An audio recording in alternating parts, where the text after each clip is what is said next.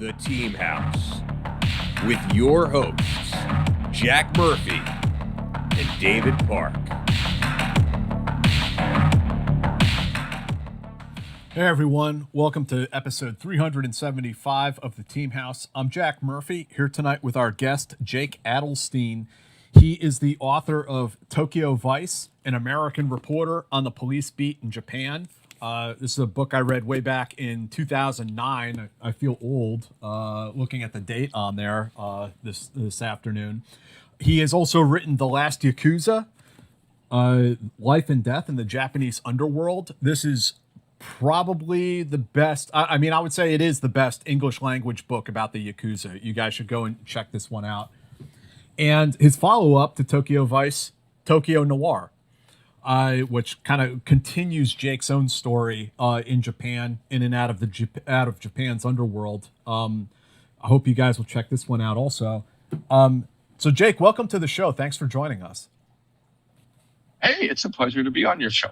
I'm, not as grizzled as your usual veterans, but I'll do my best. Hey, I should also mention Tokyo Vice has been turned into a television show with 2 seasons that people can go and check out. It's like loosely based on your book, but it's good to it's fun to watch. It's a good show.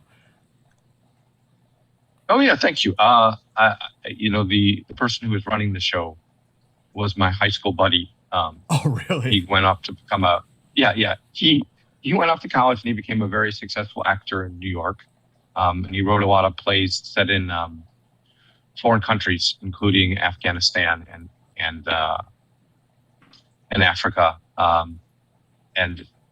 He won a Tony Award, which I think is a big deal in the world of movies and theater, for this play about the Palestinian peace talks in Oslo, called Oslo. Oslo, yeah. It's a great play, and they made it into a movie too. And I asked him to be the showrunner, and HBO was like, yes. And so it's great to work with your high school buddy. And he was very good about listening to what I had to say 90% of the time.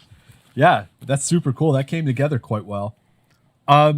So I want to just start off asking you a bit about your own origin story, which kind of you tell in Tokyo Vice. But I mean, as I recall, you grew up in the Midwest, Jewish dude from the Midwest, and you ended up working as a reporter in Tokyo, in like the early to mid 1990s. Like, tell us that whole trajectory from point A to point B, how that came about. Okay. It's Columbia, Missouri is an interesting place. I went back there 2 years ago to do a podcast about a serial killer in the hospital where my father worked. That is a whole other story in an entire podcast. So I grew up there. My father has spent most of his time at the Harry S. Truman Veterans Hospital, where he's a pathologist. He was also the medical examiner. So I grew up listening to lots of stories about crime and murder and accidents, and that was kind of always dinner conversation. And in high school, I got kind of picked on a little bit. I got in a fight with the school bully, and my teacher, instead of expelling me, told me I needed to take karate lessons to channel my anger. And from there, I got interested in Japan. And so in my first year as a student at the University of Missouri, I noticed that they had an exchange program. And I thought, what a wonderful opportunity to go to Japan. And lucky for me, it was a time like when the Japanese economy was booming and Japan seemed very expensive. So we had no one going from the University of Missouri, and we had 20 people coming from Sophia University, which is the university where I was going to go as an exchange student. And they relaxed the rules and let me go after only a year of Japanese under my belt. And a couple months after I got there, I ended up living in a Zen Buddhist temple. Isn't that a really weird story? I mean, there's kind of one coincidence after another. And I'm still friends with the chief priest. I mean, and have you read the book where now he's my Zen master, which is kind of a weird thing to say. And so from there, that's how you kind of got immersed in Japanese culture and the Japanese language and kind of continued from there. Yeah. I mean, it was full immersion, right? Because you're in a I'm living in this temple. I'm living surrounded by Japanese people, and I'm going to school all the time. And I thought, if I'm going to really improve my Japanese, if I'm really going to get better before I graduate, that I should do something that would force me to work hard. And so I decided to study for the newspaper entrance examinations, which are something in Japan that newspapers do. They hire you by examination. And I got to ask, was this like a bit of like youthful hubris that you're like, I'm some white kid from the Midwest. I'm going to just jump right in and take the entrance exam for a prestigious Japanese newspaper? There's a saying in Japanese that even a stupid person can do one thing right.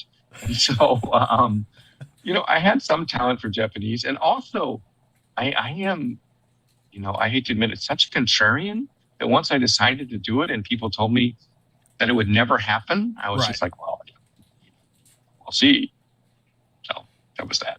So you went and took the test and got the job. I mean, did they know they were hiring an American when they blessed off on it? Like,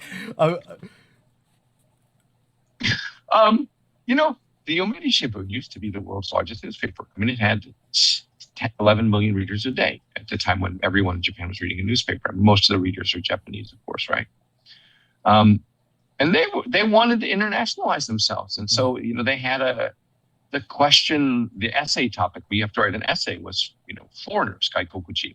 So I wrote this essay. It was like, if you're serious about internationalizing and you really, you're giving us the topic of foreigners, you should hire a foreigner so you have a different perspective on things. And they took me up on that. So to their credit, they knew exactly what they were doing. They did it just like in the TV series. They did have some questions on whether me being nominally Jewish would be an obstacle to me working. Yeah, but they didn't really care. No. I mean, if I had been smart, I would say, I should have said like, I have to have the Sabbath off because then I might have actually gotten some vacation time on the job, but I didn't. Yeah, I don't think they have Rosh Hashanah as a national holiday in Japan. No, I mean, I don't think, I'll tell you what, I'm not complaining. This is just how things are in Japan as they used to be. So we had, as newspaper reporters, especially on the crime beat, we had like 80-hour weeks, 90-hour weeks, sometimes depending on what was the news breaking. And, they would give you a calendar with your days marked off on it. And you would almost never get those days off. And then as I rose up in the company, sometimes you'd be on the night shift and you'd be following a formula to mark your labor hours. So I once went to the company. I had been like in the office for 3 days, working on a story, manning the phones. And I marked myself in the middle of a vacation because that's what the manual said. It's pretty crazy. And as you become a reporter in Japan, I feel like this is kind of like where you get taken into the next level of the immersion. Like you start to interact with obviously the press, but also the police. You're kind of on the metro beat, right? So you're interacting with the police and eventually organized crime. You're starting to learn sort of like where the fault lines in society are. Like what was that like, and what were you learning as a young guy working that job at the time? First of all, what was really different for me is that I didn't drink. I mean, I didn't drink in college. I was like a straight edge punk, and I'm living in a Zen Buddhist temple where, you can drink as a Zen Buddhist, but you're not supposed to get drunk. And the first thing I realized is you have to drink with the cops. If you don't drink with the cops, they don't take you seriously. And there's sort of like this interesting relationship between the police and the press and the criminals, and the way you kind of like have to balance that as a reporter working in that environment. Yeah, I mean, because everybody has their part to play, right? And, when you're first starting off to the cops, you're just a nuisance, right? If they like you, maybe they'll feed you a story. And in the Yakuza, if they talk to you at all, it's when they realize that you might be able to write a story that would do damage to their enemies. So they might feed you a good story. I mean, that was a really weird thing that I realized is that the rules of engagement as a journalist, especially covering organized crime, were like this. You could get information from the Yakuza and you could pass it on to the police. And that was okay. You just had to make sure that the Yakuza, or these mafiosos, understood that you understood that you were doing them a favor and it wasn't the other way around. And then, but you could never take information you got from the police and give it to the Yakuza. And so everyone has these kind of sort of rules, and they're not written out, and you sort of warn them as you go along. And you don't want to screw up. And what makes being a police reporter in Japan really hard is the cops cannot go on the record. Because the Japan public service law makes it a crime for a police officer to speak about something that's confidential. So if they get caught, they can get fired. They can even be prosecuted, which is why you have to have this pretense of, you and I are just drinking, and we both got so drunk, no one remembers what happened last night. So of course you couldn't have told me anything about a breaking case. And as I recall, there's also some interesting conventions with the newspaper and with the editors. Obviously, they have journalistic standards. Things have to be sourced properly. But there's also like, oh, do we really want to piss off the cops by publishing that? Do we want to really piss off the Yakuza by publishing that? They have to balance some of these things as well. Oh, yeah. The balance with the cops is really hard. There was this one interesting case in which, I don't know about the cops in the United States, but the cops in Japan are very jurisdictional, right? So everybody has their fiefdom. So if there's a homicide case, the homicide cops want to do it. Well, there was one case where the homicide cops took over a case from the organized crime squad involving the murder of a low-life journalist, actually. I mean, one of our own in a sense, but basically he made his money by blackmailing people. He got paid by not writing articles. So this, Yakuza kills him. The police started an investigation. First, the organized crime cops do it. Then the homicide guys step in and say, we're going to do this. So the homicide cops send like low-level rookies to arrest the guy. But the suspect has a gun, right? Because he's the Yakuza. Only the Yakuza have guns in Japan, unless they're cops. And so when the cops show up to arrest him, not knowing what's going on, he pulls the gun on him and he holds him hostage in a car for a couple hours. There's a standoff. He shoots himself in the head. He survives. It's a huge scandal, but it's just, the whole thing is screwed up because the homicide guys had so much hubris that they wouldn't listen to the organized crime cops, and they didn't tell the rookies going to arrest him the possible danger that he had a gun. So I thought this is a great story. Here's where police rivalry results in, nearly a death and a hostage situation that could have been avoided. And so I wrote up the article and I showed it to my boss. And what do you think happened? Said, nope. No. He said, hold on, this is a great story. So he went to talk to the head of the investigative division, like the chief of the detectives, and they made a deal that we would have a scoop on any major crime story for the next 6 months. And in exchange, we would bury this story. So we did. Buried the story. I think those types of arrangements exist in the American press with the big newspapers more than anyone would be comfortable saying out loud, quite frankly. So I want to take a minute today to tell you guys about the Perfect Jean. I've been wearing them for a few weeks now and really enjoy them, and I just want to share it with our audience. Sometimes jeans have this problem where, you guys all have seen these skinny jeans that they like crush your balls and, it's just not comfortable to wear.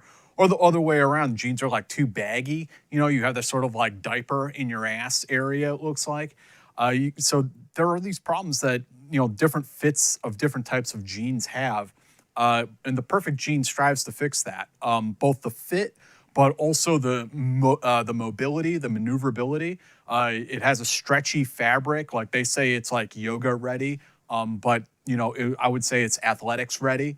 Moving furniture, doing things around the house, you're not going to have that like super tight, like constricted fit that you feel like you're not going to be able to move around in. And there are over 400,000 people out there wearing these jeans at this point, so not all of them can be wrong. I hope you guys will go and check them out. So a few scenarios where you can wear these jeans and where they really come together. Everything from, doing yard work or doing things around your house. If you have to move furniture around or you have to do handiwork, they're perfectly comfortable. But you can wear them, getting your man spread on the subway, if that's your thing. So the perfect jean is great for all kinds of different environments, whether it's doing handiwork around the house or on the job or athletics. And we really hope you guys will go and check them out. For a limited time, our listeners get 15% off their first order plus free shipping at theperfectjean.nyc or Google The Perfect Jean and use the code HOUSE15 for 15% off. That's 15% off for new customers at theperfectjean.nyc with promo code HOUSE15. After you purchase, they'll ask you where you heard about them. Please support our show and tell them we sent you. So fuck your khakis and get the perfect jean. Yeah. I can't say that I miss it that much, but there was something kind of fun about going the evening rounds. You actually go to the cops' houses and you drink with them, right? And the organized crime guys were fun. Because they did crazy cases. They're dealing with these violent criminals, and they tended to be pretty nutty themselves. And because, like as I told you, the pretense is right that this is just a friendly drink between buddies, right? So you cannot take notes. You cannot take out a pen and paper. So you drink, for a couple hours, maybe you eat something too. And you always try and bring something with you. And then we had taxis that we could use, like company cars, because of course we don't want to get arrested for drunk driving. So you'd have to write down everything as fast as you can before you pass out or while it's still in your head. It's great training for remembering conversations because you can't take notes. So there's one cop I really like named Isobe-san. And he's retired now, and he doesn't have a problem with mentioning his name.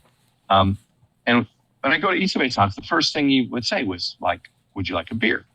And that's very common in Japan. Is you start with a beer, and then we would drink some Japanese sake. And he was really into sake, so he would tell me where it was from and whether it was dry or whether it was sweet, and what its name was and why this was a good sake. And then after the sake, sometimes his wife would make us dinner and we would have some wine with the dinner. And if it was winter, he'd give me a shot of whiskey for the road because it was cold outside. And so my notes from my visits to his house would always start with very nice, fine print and details. But by the third page, off, it just started trailing off as I pass out. But that was kind of fun. And at this point, you're young too. You're like 25 or something? Yeah, 25, 26. It's awesome. So let's there's a whole bunch of things that I want to get into with you, but maybe this would be the right place to sort of jump off and ask you about Saigo and how you met him and how that kind of relationship came about for you. So I first met Saigo very early on when I was doing this crazy story about dog breeder serial killer and his wife who murdered a bunch of their customers who were unhappy with, and they killed a Yakuza boss and his driver. Okay, so they killed the Yakuza boss and his driver. We all knew that the police were investigating this guys, and we split up into teams to cover the people that were missing, people that had been killed by Sekine again. It's the name of the serial killer. I got assigned to cover Endo Makoto and his driver Wakui-san. And in the course of that investigation, I started dating Endo's mistress. And Saigo was in the same organized crime group, the Inagawa Kai. And at one point, he, I think he actually came to her house or something. We had a sort of discussion of the fact that, was it appropriate for me to be with the his brothers and the organization's mistress. And I was like, the guy is probably dead, and I should be rewarded for taking care of his mistress because there's no one to look after her. And he just thought that was a lot of chutzpah and very funny. And then we just stayed in touch until about 2008, when I was put under police protection because I pissed off this Yakuza boss, and he was kicked out of his organization because he owed a bunch of money to them. And so I asked him, would you be my bodyguard and my driver because I need both? And he said yes. Well, that's maybe before we jump off into the next thing, we should talk about that a little bit more. You're talking about Goto, correct? Oh yes, I'm talking about Goto. Yeah. So tell us about kind of like how you pissed that dude off and how that became an issue for you. Oh, sure. So Goto Tadamasa is kind of the Richard Branson of organized crime, like Richard Branson if he was a homicidal maniac. So, a little bit of background for people who are not versed in this at all. So Japan has basically 20 crime families collectively called the Yakuza. And the biggest of them all was the Yamaguchi-gumi, which at one time had 40,000 members. They are public entities, meaning that, they have offices, they have business cards, they exist in the public. Actually, I've got a fan magazine around. If you'd like me to pull it out, I could show it to you. Yeah. Just to show you how crazy that is. Yeah, why not? Okay, hold on just a second. I'll go grab it. Yeah, so Jake's talking about how these Yakuza families, they get writers and publishers to actually make fanzines, like magazines, extolling how great the Yakuza is and their exploits and how honorable they are and all of this kind of stuff. What you got so there here we are. So this is the Yakuza fan magazine. It's really thick. This one is a special issue because it has an article analyzing the legislation that was put on the books around between 2009 2011, which made it a crime to pay off the Yakuza. So there's a big article here about, and also criticizing the National Police Agency for infringing on the human rights of Yakuza by outlawing some of their criminal activities. I mean, I laugh because it's not like you're born a Yakuza. You do have some choice there. Who is the so this is the who's the readership of magazines like this, Jake? Like, in America, of course, we have an interest in like crime films and crime dramas, like that these criminals are edgy outsiders on the peripheral of society. Is that kind of who reads these magazines? Yeah. Okay, so first of all, right, at a time when there were 80,000 Yakuza in Japan, this is kind of like, car and driver if you're in the automobile industry. Yeah, so it's like the people reading them are industry publication. Yes, so it's an industry publication, but also people reading it are the police read it, right? Journalists read it. And then, your average sort of white collar worker and blue collar worker who dreams of being like a tough guy, of not, of having women and cars and lots of money and doing whatever they want. They read it too because it's exciting, right? People are interested in gangsters, like the same kind of people who love true crime. And there are probably some women readers who read it as well. So it's very male oriented. Okay, so back to Goto. So Goto was the head of the Yamaguchi-gumi, which is the largest organized crime group, which has been around since 1915, over 100 years. He was the head of their Tokyo operations, and he was really ruthless, and he was a really good businessman. And at one time, he was the largest individual shareholder of Japan Airlines. So, think about it, that's a lot of money to have. But because he was ruthless, because he has no morals, he pissed off a lot of people. And he also didn't take very good care of himself. So he needed a liver transplant. And the best place to get a liver transplant is in the United States. And in order to get that liver transplant, because he was on a blacklist by the FBI, of course, the United States isn't going to let in a known criminal of his nature in.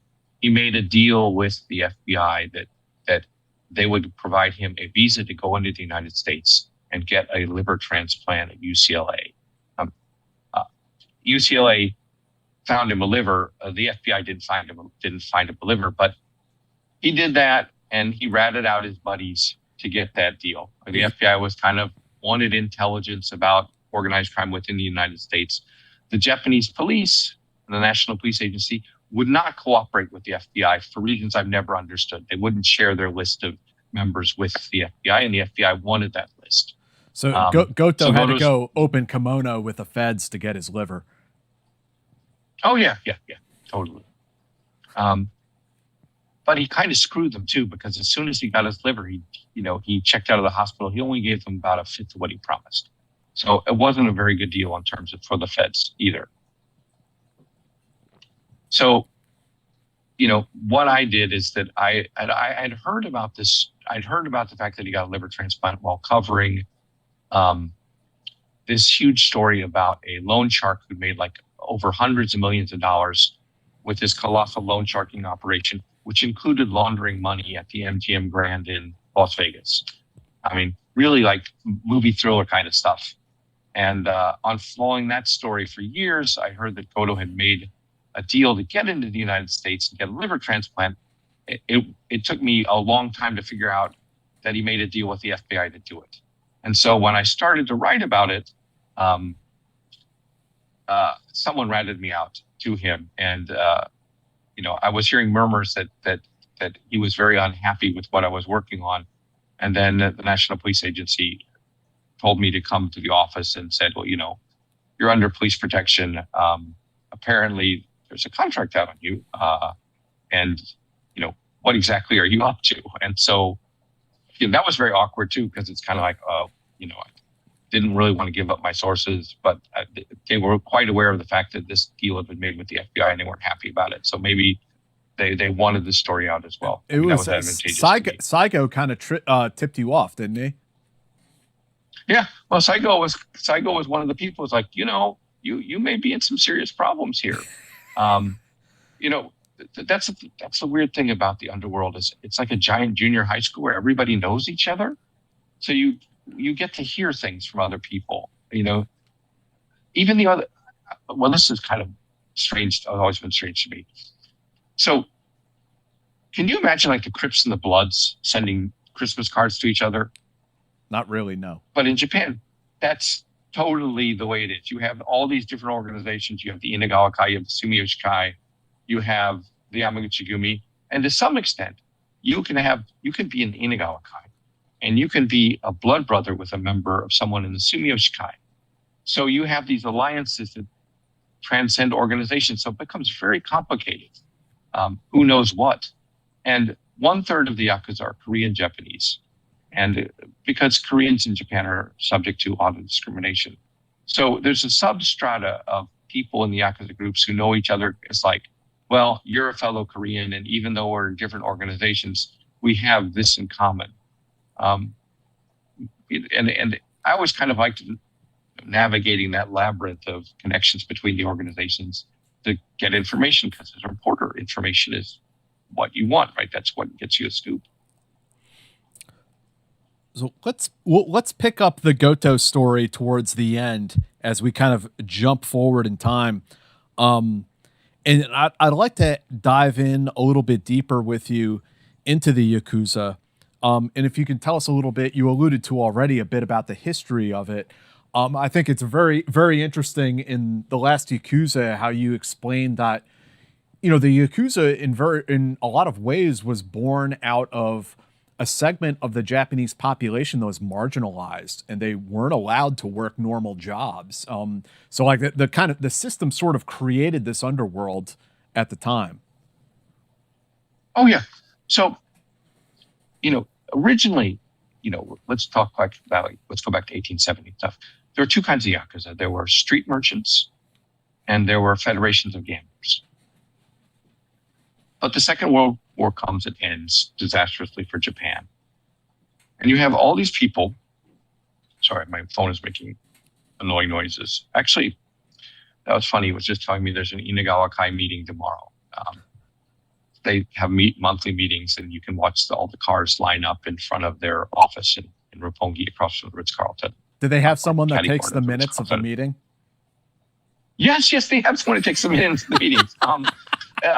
It's I mean, like I said, right? So it's very in your face, right? So they have a monthly meeting. It's usually the same day, and then you can sort of do Yakuza watching. You can watch them come in their cars and see. I think the Lexus is their favorite brand now. It used to be Mercedes-Benz, and the cops are all lined up there, watching them come in and out of the meetings. And sometimes there's still some reporters from the weekly magazines there to photograph the meeting. So that's always surreal. But back to your point. So World War II ends, and these guys come back from the war, and it's total chaos, right? The Japanese police force exists, but they have a limited ability to police things, especially what are called third-party nationals. And third-party nationals are people who were under Imperial Japan, like the Taiwanese and the Chinese and the Koreans. Technically Japanese citizens, but not really. So after the war ends and Japan starts rebuilding, these people don't fit in. Like if you're a Korean Japanese, even if you nationalize, the jobs open to you are basically Korean barbecue, brothel, love hotel owner, pachinko parlor being kind of like a gambling pinball machine place. And so the Yakuza, though, were a meritocracy. So if you could do the time and you could do the crime, they would let you in. And there's a other weird outcast class in Japan called the burakumin. The burakumin are people who traditionally worked with leather, were butchers, dealt with animals because that was considered unclean to kill an animal. And the Yakuza welcomed these people and didn't care what your ethnic background is or whether you were part of the burakumin class. And that was one of the reasons that they did so well. And they also have this code. I wouldn't even call it a code of honor. It's a code of conduct, which is certain things would get you kicked out of the Yakuza, especially in the early days, which is petty theft. That'll get you kicked out. Robbery. Robbery is taking things with violence, right? Like mugging someone on the street. Dealing and using drugs. Of course, sexual assault, because, that is not acceptable. And that would get you kicked out. But everything else, extortion, racketeering, threatening people, that was all okay. You could do all those things. So, but was it really a code or was it more like guidelines? It's a code. And, every faction has its own code and ethics, but the Inagawa Kai especially, right? And it always, like all these things, it depends on the boss. You broke that code, they kicked you out. And one of the issues that the people had with Goto was that he killed civilians, and killing civilians was a big no-no.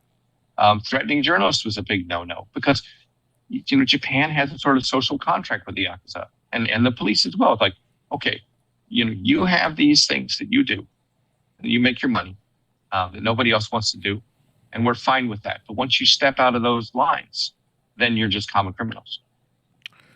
Let's get a couple things out of the way that are sort of like the visible things about the Yakuza that people know about.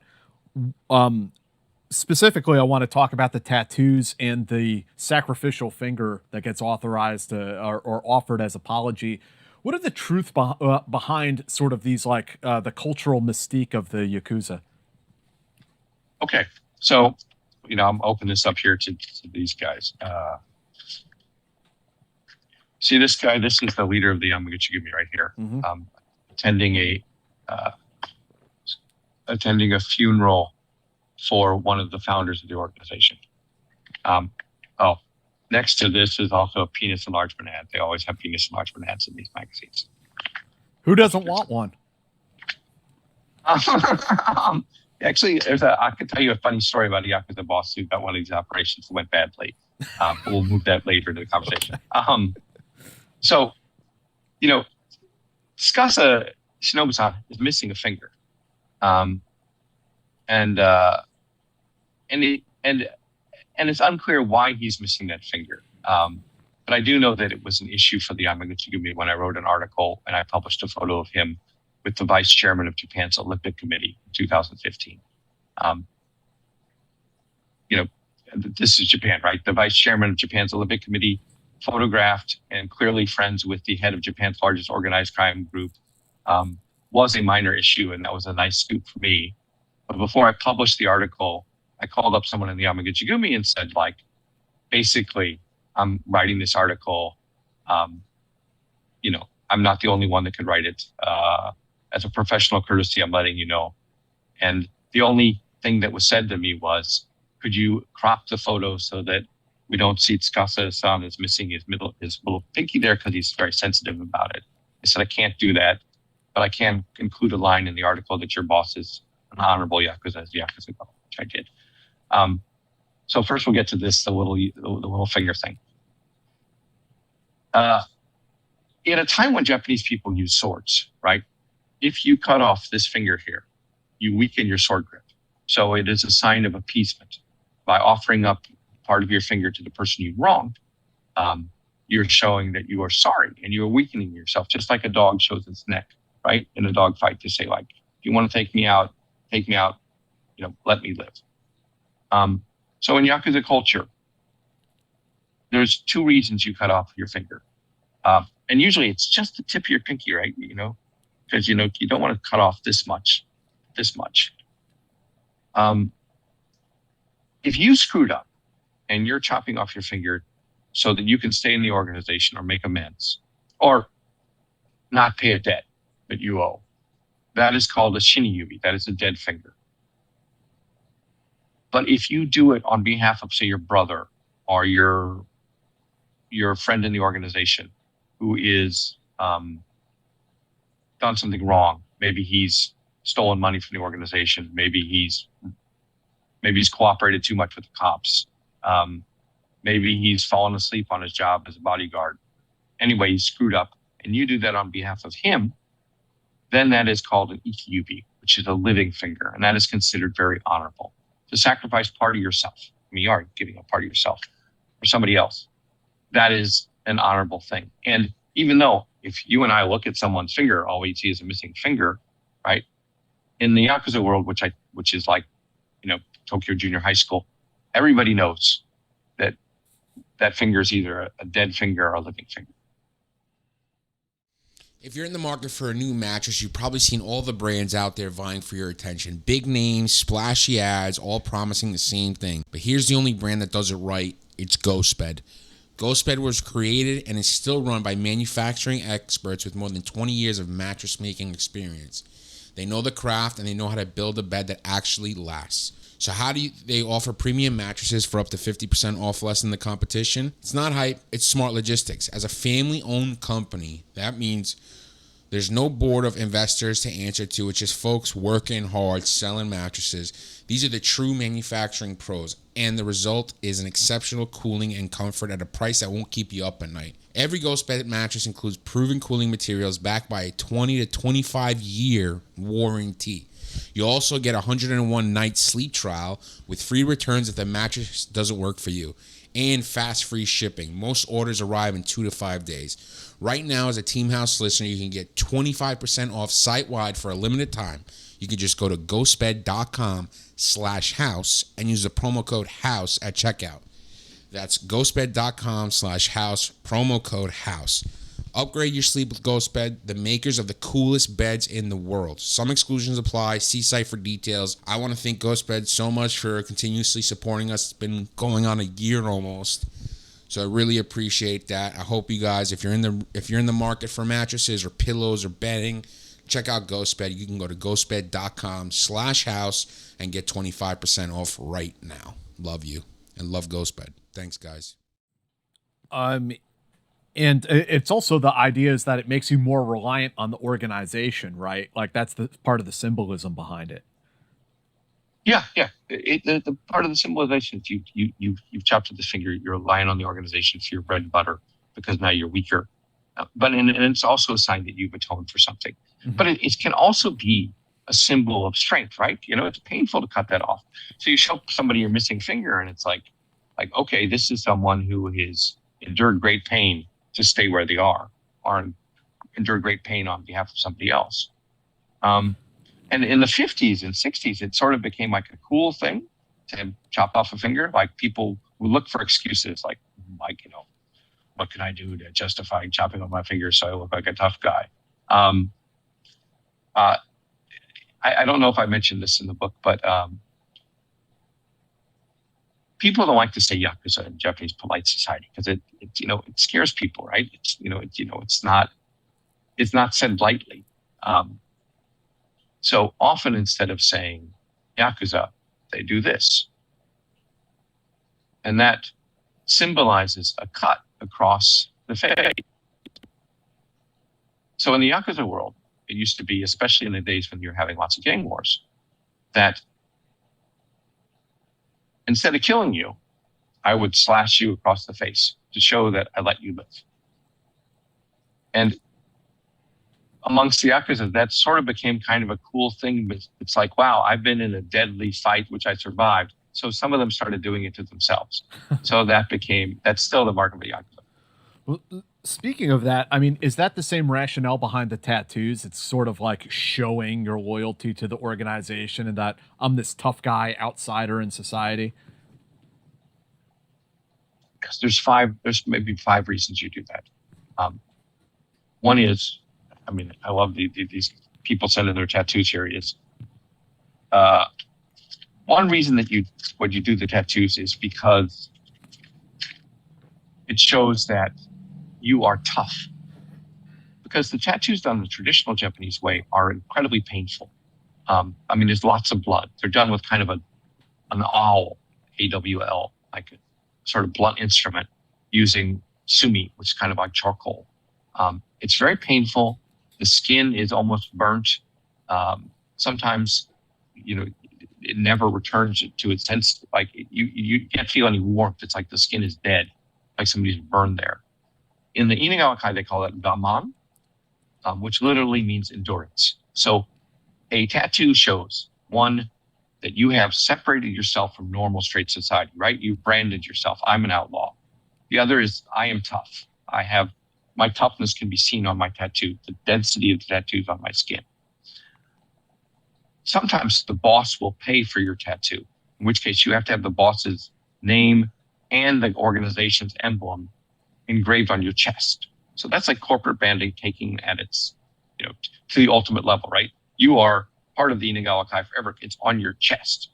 And another thing is it shows you have money. It's like a Rolex, right? The deeper the deeper the tattoo, the more colorful it is, the more finite it is, and the more of your body it covers. It shows that you have patience, endurance, and money. It takes hundreds of hours to get a full body tattoo. And all of those things make the tattoo very alluring to the eye. So I guess the next thing, before we go on to some stories and get back to Saigo, could you kind of like briefly outline sort of like the landscape and territory of the Yakuza groups? I think you mentioned that there's about 20 of them and sort of like their territories. Sure. So the Yamaguchi-gumi, which is the largest one, is headquartered in Kobe. So Kobe is in Western Japan, Kansai. They have like an entire city block, and they have branches all over Japan. There used to be an agreement up until 2005 that the Yamaguchi-gumi couldn't open offices in Tokyo. Tokyo was off limits to them. And that was a very clear divide until 2005. The Inagawa Kai is mostly Western Japan, Tokyo, Saitama, Gunma, Fukushima, where the nuclear accident happened. They have a power base there. Semi-national, but not in Okinawa, and not very powerful in Kyushu. The Sumiyoshi Kai is mostly located in Tokyo and surrounding areas. Ginza is their territory. So they get a lot of money and revenue from the hostess clubs and clubs in the Ginza area, which is a very rich area. And some of their mostly Tokyo based. The Matsuba Kai is sort of Gunma area. And then you have things like the Kudo Kai, which is in Kyushu, which is a very powerful, very violent group. Actually, the most violent of the Yakuza groups is Fudokai. They're the guys that throw grenades into the bars of people that won't pay money to. Most Yakuza groups are a little better about cultivating good relations with the public. If you throw grenades into a hostess bar that won't pay you money, the cops are going to come down you on. The people aren't going to look at you as benevolent outlaws. Mm-hmm, mm-hmm. In your books, you kind of make the point that the Yakuza do normally play a sort of stabilizing role in society rather than a disruptive one. Yeah, well, think about it this way: in a time when the police were shorthanded, the Yakuza basically keep street crime to a minimum in the areas that they control, and they controlled all of Tokyo. Everybody paid protection money, and in return for that, no one was allowed to steal a purse. No one was allowed to be robbing places in the neighborhood because that's bad for business. You want people to go to the red light district and spend their money without worrying about getting mugged or without worrying about getting robbed or having their credit cards stolen. So, in some levels, even the police consider them a necessary evil because they limited their activities to certain activities, which were collecting money from construction companies, bid rigging,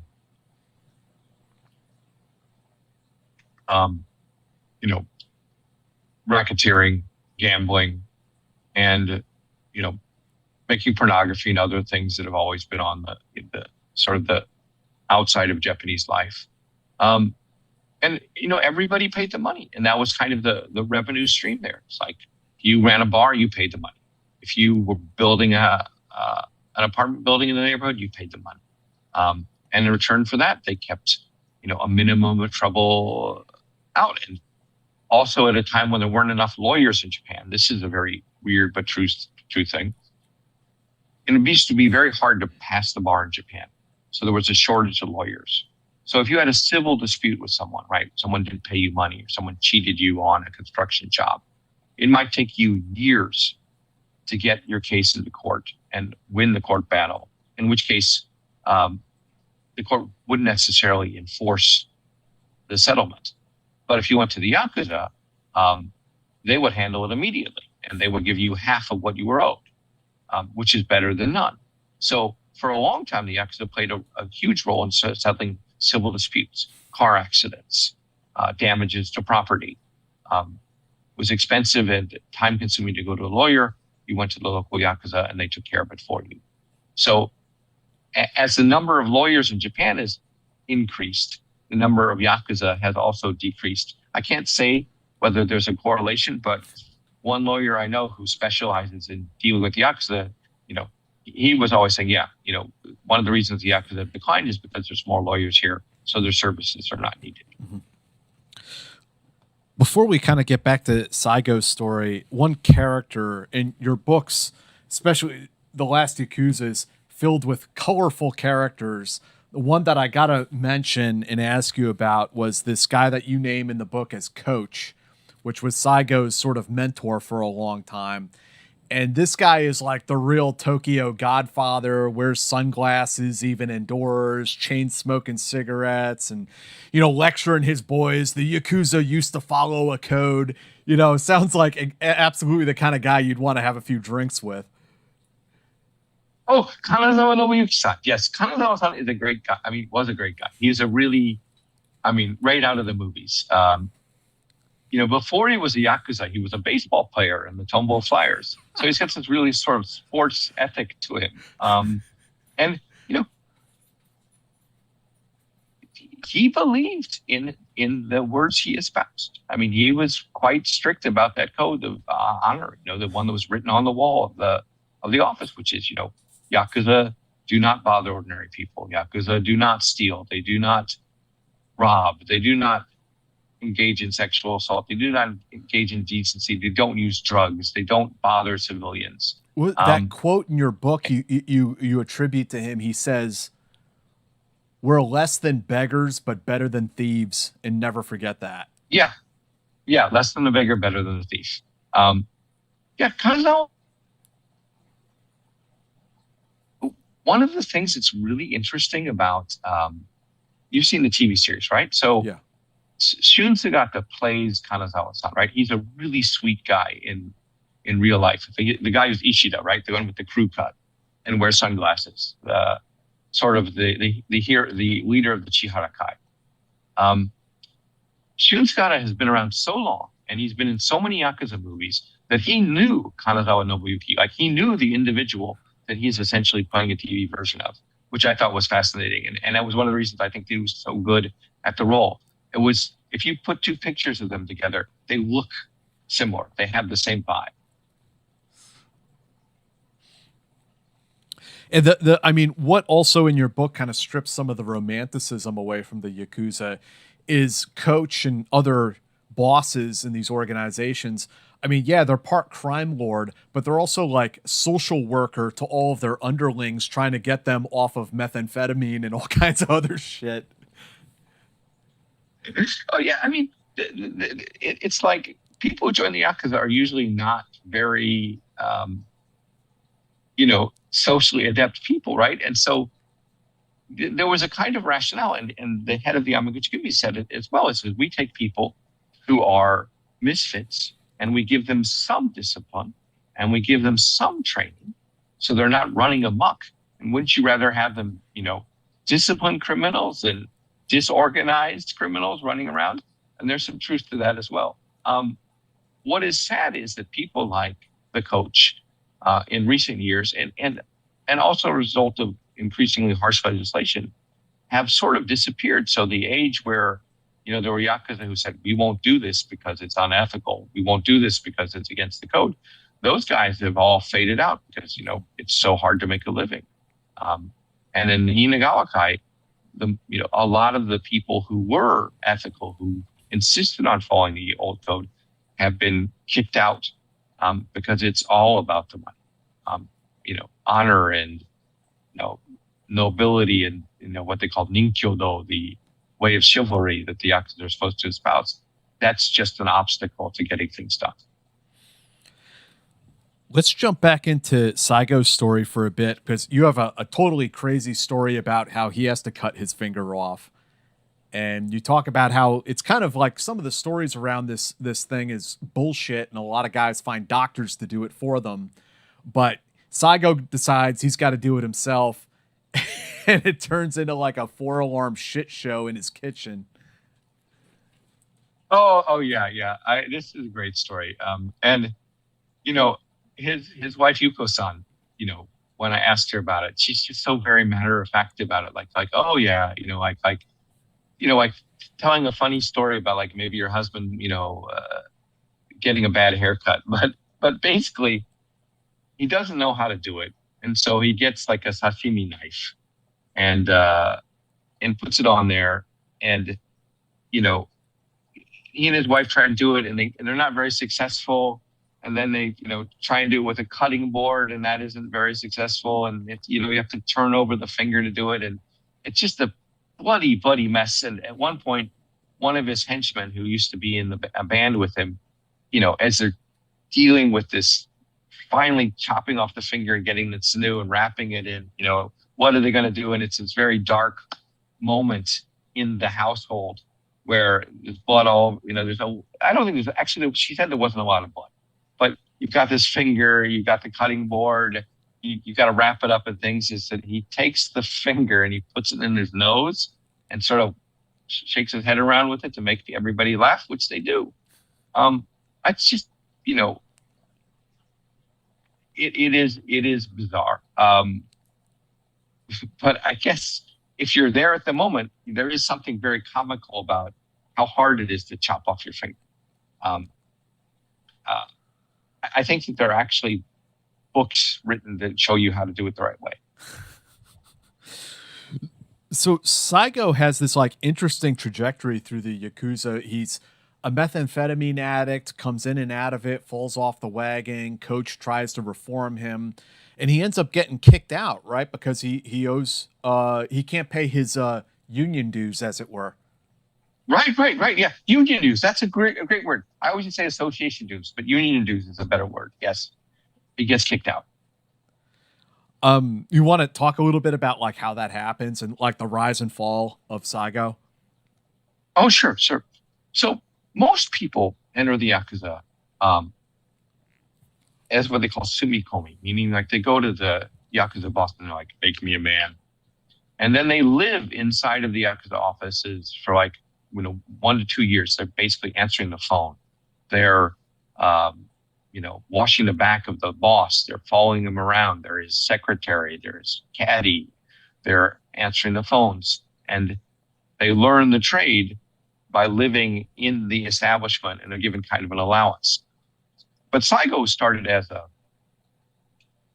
basically a motorcycle gangster running a motorcycle gang, created his own right-wing group that sort of functioned as a Yakuza group, shaking down local merchants and asking them to pay money to join his right-wing organization or buy the periodicals that the right-wing organization was putting out.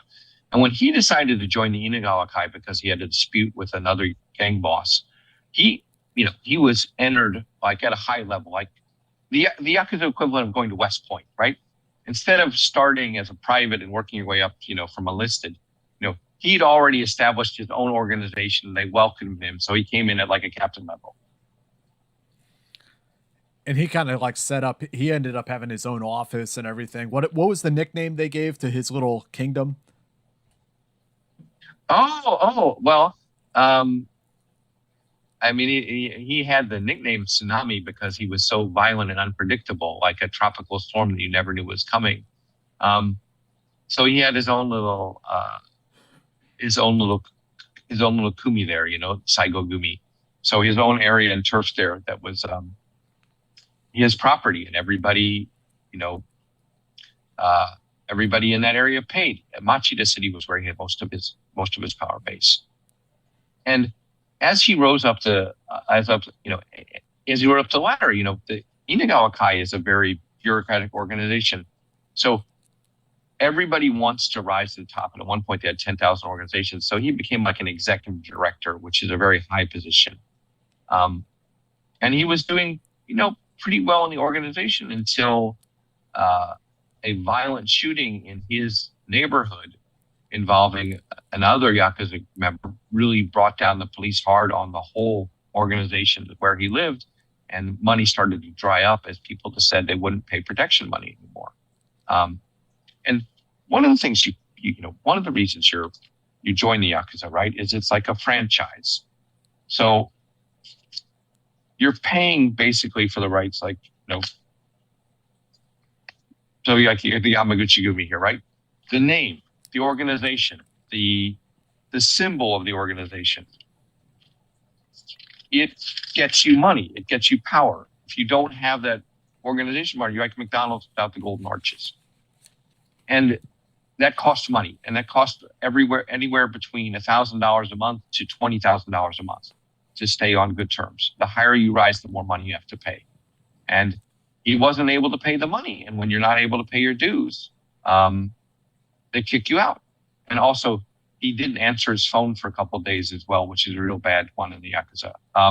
What is that like in the military? If you're like on duty and you are on vacation, you don't answer your phone, you get in big trouble. Yeah, you'd be in some trouble if you're on duty and not answering the phone. Yes. Okay. What if you're on vacation? Would you still get in big trouble if you're on rest and recovery? And probably not if you're on vacation. No. Okay. Well, this guy's active duty, right? So he basically disappeared from duty for like 7 days because he's pissed off, and they kicked him out. And he just had a kid, and now he's got no revenue. And meanwhile, like, I am under police protection, but I'm really tired of like not being of feeling like I can't leave the house. And so I heard that he's out of a job. And at the time, if you read Tokyo Noir, I'm doing this due diligence work, right? So I've got a nice steady stream of money doing these corporate investigations coming in. And I also realized that he, doesn't like Goto Tadamasa, that he's not a big fan of him. And I'm like, this is probably synergy. So we have a meeting at my house, and I basically say, look, you don't have a job, and I need protection. And and also you have a car. I don't have a driver's license. What do you say? And so, sort of reluctantly, but also because he didn't have much of a choice, he's like, okay, I will be your bodyguard and I will be your driver, but I have one condition. And I'm like, what is that condition? He said, I want you to write a book about my life and about the Yakuza because I am proud of who I am and what we've done. And I want my son to know who his father was when he grows up. And so, I agreed with him on the condition that I get to write the truth about the Yakuza and not in another book talking about how they're these noble outlaws, fearless men fighting for, traditional Japan. And he was okay with that. And that was the start of that book, was hiring him as a bodyguard. And he wanted me to write this story about the Yakuza and his life. And, what are the Yakuza and their, what he saw as their decline from being principled people to just money-grubbing organization. And so how did the situation between you and Goto end up getting resolved? It ended up getting resolved like this. I wrote an article. It came out in the Washington Post. Then another article came out in the Los Angeles Times. And then suddenly I became the least of his problems. And I think that someone way up in the organization told him, Mike, at this point in time, considering the bad press that it would bring you, do not harm this journalist. And also, because I'm not an idiot, when I was writing the article for the Washington Post, I went to one of his rivals in the organization, in the same Yamaguchi-gumi, right? Because the Yamaguchi-gumi is factional, right? I don't know if people understand that. Like, it's not like the Army, and it's not like the Navy. It is a group of organized crime groups under the umbrella of the Yamaguchi-gumi. But even within that organization, there are conflicts between the factions. So the Yamaguchi-gumi, the Takumi-gumi, and the Hanabusa-gumi, they all may be fighting for the same territory and revenue streams, even though they're under the same umbrella. And amongst these Yakuza bosses, they don't all get along, right? So you've got, 60 or 70 organizations within the Yamaguchi-gumi. So I thought of the one Yakuza boss who really disliked Goto and probably would like his turf and territory. So I went to him and I asked him for a comment for the Washington Post article. First, I had to go to a tenant, and then I spoke directly to the big boss. And as we were speaking, I also felt that there was this kind of communication between us, which was like, as they say in the Yakuza world, the enemy of my enemy is my friend. And I was basically saying to him, without saying it bluntly, is keep me alive and let me write my article. And this will result in the downfall of your rival, and that turf and territory is yours. And that seemed to have worked out very nicely because there wasn't a contract on me after the Washington Post article came out. But the police still kept me under protection for another 5 years in total. Oh, wow. And it's interesting how, like, Goto and also Coach, they have these, like, interesting deaths, or, like, deaths in air quotes. Like, you're never really sure, did they die or did they just fade away? Where did they go? Yakuza sometimes disappear. So the Coach, his death is shrouded in mystery, and it was like, people aren't supposed to talk about it. And I think that's how he wanted it to be. Remember, Goto Tadamasa is famous for attacking this film director named Itami Juzo. So Itami Juzo made this film in 1992 called The Gentle Art of Japanese Extortion. And the Japanese title is Minbo no Onna. And Goto's men attacked this director at his home, and they sliced open his face very slowly so it left scars. Then a few years later, in 1999, I think around 1999, the director allegedly committed suicide by jumping from the top of a building, just as he was making another film that had connections to Goto-gumi. But one of Goto's guys named Mikuni told me, on the conditions on the conditions that I couldn't tell his name unless 10 years had gone by from the time he told me. He said, yeah, well, that director, he told me, didn't kill himself. He was taken to a roof and they put a gun in his face and they told him you can either jump and you might live, or you can stay here and we'll blow off your face and you'll definitely die. And I assumed that Mikuni told me that because he was hoping that would be his insurance policy, but he's been missing now for 5 years and nobody knows where he is. He's a Yakuza. You can find his name in the newspapers. You can find his name in the Yakuza fan magazines, but he's gone. Now, is he in hiding? Is he in the bottom of a building in Tokyo, buried in the cement base when they're a foundation of the building? I don't know. But sometimes Yakuza really do fade away. Like, where did this guy go?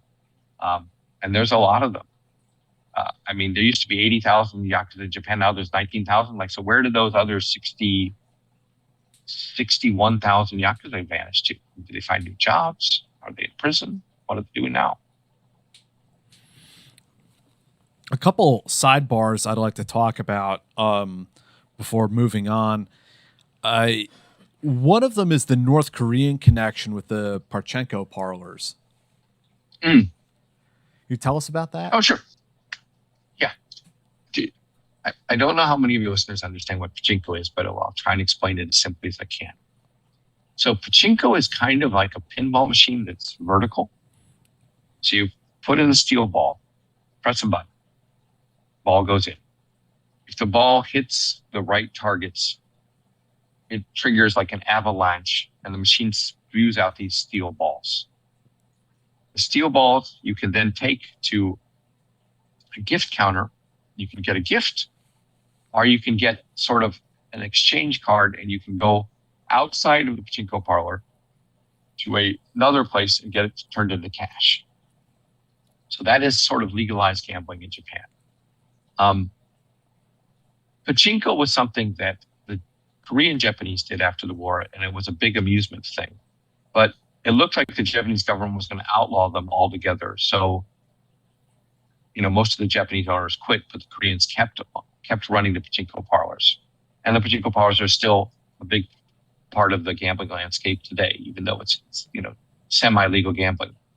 But remember, Korea splits into Korea, South Korea, North Korea. And the Koreans left in Japan have to choose an alliance. Am I going to ally? Am I going to claim citizenship with North Korea? Or am I going to change? Am I going to claim citizenship with South Korea? And for those who have relatives in North Korea, the pachinko parlors became indirectly North Korean revenue, because if you have family members in North Korea and you're in Japan and you're living there and you're running pachinko parlor, the North Korean associations will come to you and say, your uncle, your sister, your brother, your cousin, they're going to starve to death unless you contribute some money to the homeland. And so for many years, the pachinko industry has been one of the sources of North Korea's revenue.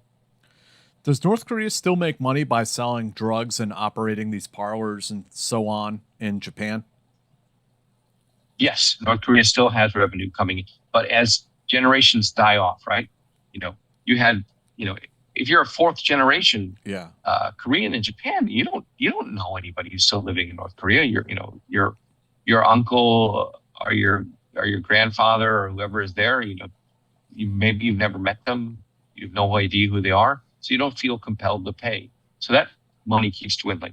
What North Korea is really making money now is doing hacking cryptocurrency exchanges in Japan. I think they've done 2 now. That has been traced to North Korea. North Korea is really good at hacking, and they seem to be really good at hacking Japanese cryptocurrency exchanges like Bitcoin DMM. And there was another one just really recently. And I think North Korea, while it still makes methamphetamines, it's hard to get them into Japan. And they moved on to cyber crimes, which brings a lot more revenue. Another kind of subplot that you bring out in the book that I was surprised to read is about Om Shinrikyo, the cult in Japan that launched I believe it was a sarin nerve gas attack in the Japanese subway system, killed a couple people. You talk about how they had a secondary plot to use a helicopter as a dispersion device for another gas attack. Can you tell us a little bit about, how you kind of uncovered that and reported on that?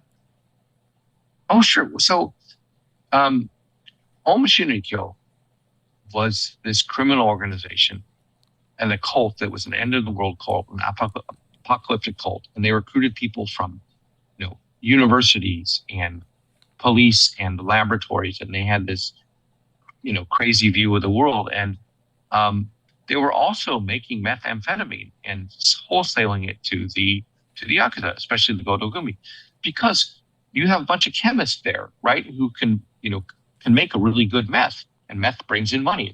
It's the drug of choice in Japan. So they're producing the drugs. They're selling it to the Yakuza.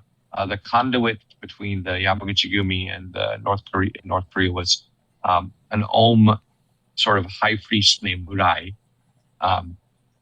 And, as the police are investigating Om Shinrikyo and looking at what they're doing, and getting a sense that these people are maybe producing nerve gas and they're going to plan a huge terrorist attack, one of the organized crime cops who was working on the connection between Om Shinrikyo and the Yakuza discovered that they had purchased a helicopter, and that they were planning to use it for something nefarious.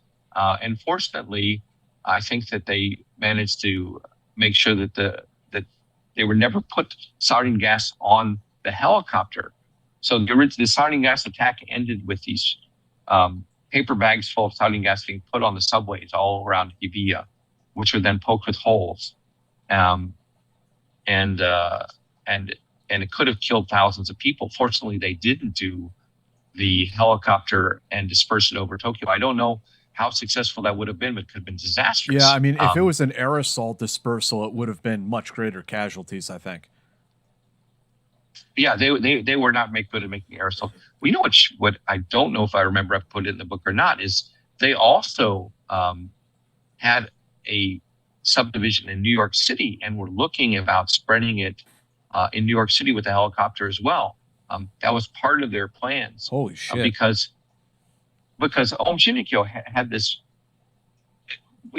this makes no sense, but Om Shinrikyo also had this incredible anti-Semitic view that the Jews were controlling the world economy, and that was one of their problems. And they were like, "There's so many Jews in New York that we should spread sarin gas there using a helicopter to change the new world order." So that was amongst the crazy things that they had planned. And they had purchased helicopters from Russia. So if they hadn't been stopped early on, they might have tried it. I think we were lucky that we ended up with the smaller number of casualties that we had. But these guys were crazy. And do you remember the series Millennium with Lance Hendrickson? Yeah, I remember that. The X-Files. Yeah. Okay, so there's one episode, maybe the second episode, called Gehenna, which was modeled after Om Shinrikyo, where you have people, they're telemarketers working for this strange cult. And there's a scene where someone is microwaved to death. Well, Om Shinrikyo did that. They built a giant microwave. One of their dissenters, they put in the microwave and they fried him alive. Holy shit. Yeah. These guys were insane, and they were working hand in hand with organized crime. And when it was revealed that Om had planned, was responsible for the sarin gas attacks, and that they had ties to the Yamaguchi Gumi, that's not good for the public image of the group, right? So Murai, who's the head of one of the executives of Om Shinrikyo, was coming out of a press conference, and he was stabbed to death by this, so-called right-winger. And the right-winger, of course, turned out to be a Yakuza, a Korean Yakuza. And he always claimed that, that he did it out of patriotic reasons. But when Joe, which is the name of the person who assassinated Murai, when he got out of jail after serving his time for killing this Om leader who had connections to the Goto Gumi, guess who he went to work for? Shinrikyo. Goto Tadamasa.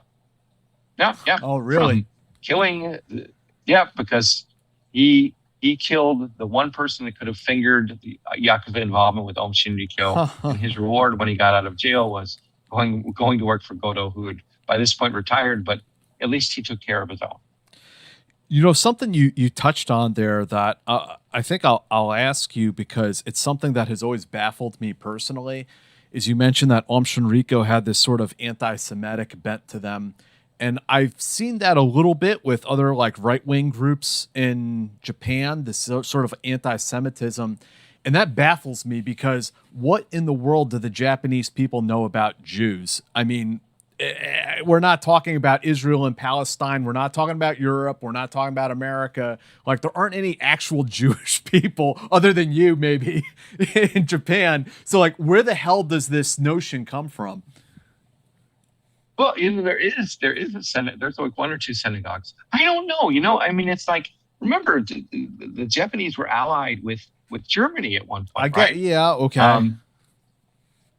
And so I think there's always been this belief that, first of all, there's a weird respect for the Jews. There's a book called the Jews and the Japanese, which points out the similarity between the Jews and the Japanese. So on the one hand, there's this kind of Japanese fantasy world in which they admire, like, the way that this minority group has, gained so much power, are done so well financially, and there's so many sort of geniuses, or the way that they consider the Jewish family structure very similar to a Japanese family structure. And there's even, this book postulating the Japanese are the lost tribe of Israel. All that's crazy stuff. It doesn't make any sense to me. So there's an admiration and there's a fear. And one of the weirdest stories of World War II is that there was this idea that amongst the Japanese elite, some of the generals, that they couldn't trust Germany because they weren't white. And at some point, the Germans would turn on them. So they smuggled a bunch of Jews out of Shanghai into Kobe and gave them safe passage, so that when it came time to deal with Germany, that they would have Jewish power on their side. And that whole plan to smuggle them out of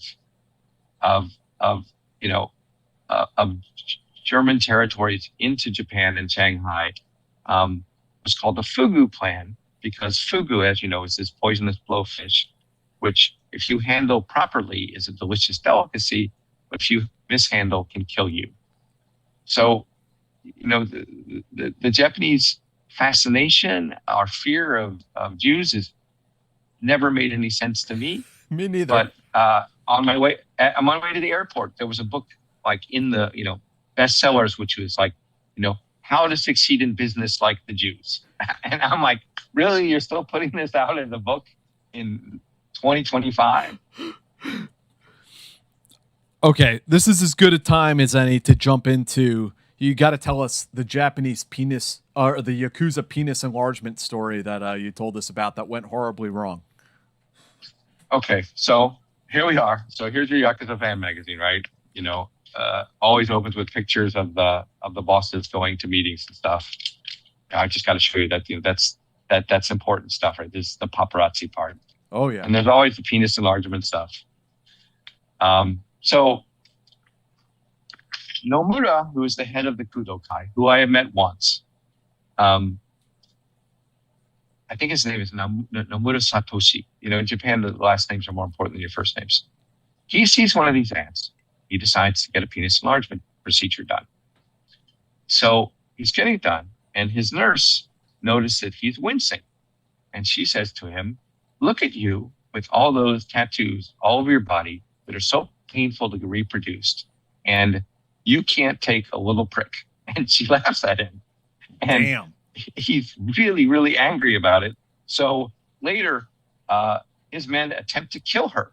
And one of the reasons he was originally given a death sentence, which I think was changed to life imprisonment on appeal, was for the attempted murder of this nurse. Oh my God! Because he couldn't take the pain of the penis enlargement procedure.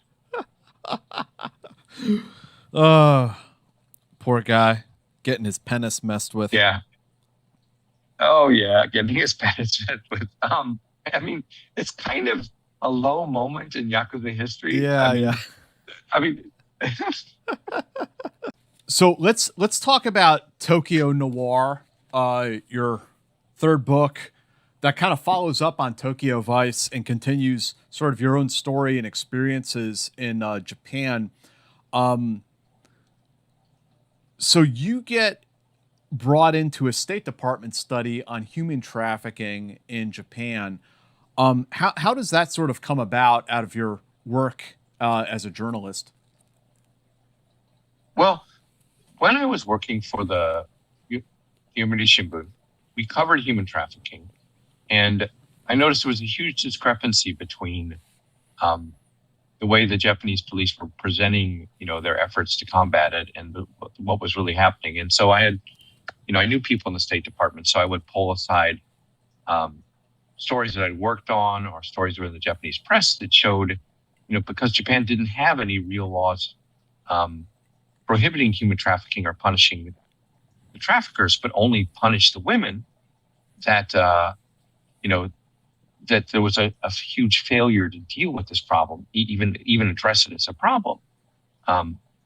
And I think one of the last things I wrote at the newspaper before I left was the International Labor Organization did a huge study of human trafficking in Japan, which the Japanese government paid for. And their conclusion was that Japan wasn't dealing with the problems. They were punishing the victims, immediately deporting them, and the traffickers knew that they could get away with it, and that Japan was turning a blind eye to the problem and needed to put serious legislation down on the books. But here's the thing. The Japanese government told the ILL, you cannot release the report. Like, we paid for it, but you can't release it. So I got a copy of it, and we ran a article on it on the front page of the paper, summarizing the main points of it, at which point, since the cat's out of the bag, then they released the report, and I also got a copy of it to the State Department.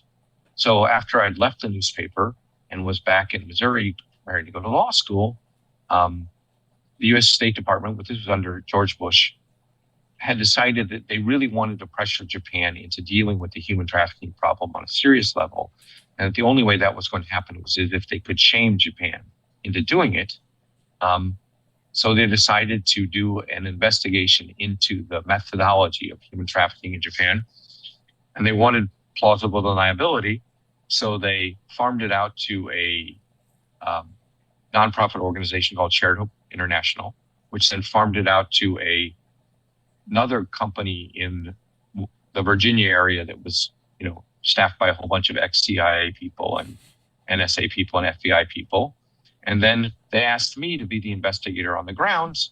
And I said yes, because it seemed very important. It seemed like if you could actually dig up the material on who was allowing human trafficking to thrive in Japan, what legislators were blocking changes in the laws, who was profiting from it, what was the collusion between organized crime and immigration, that could have a positive impact on the world.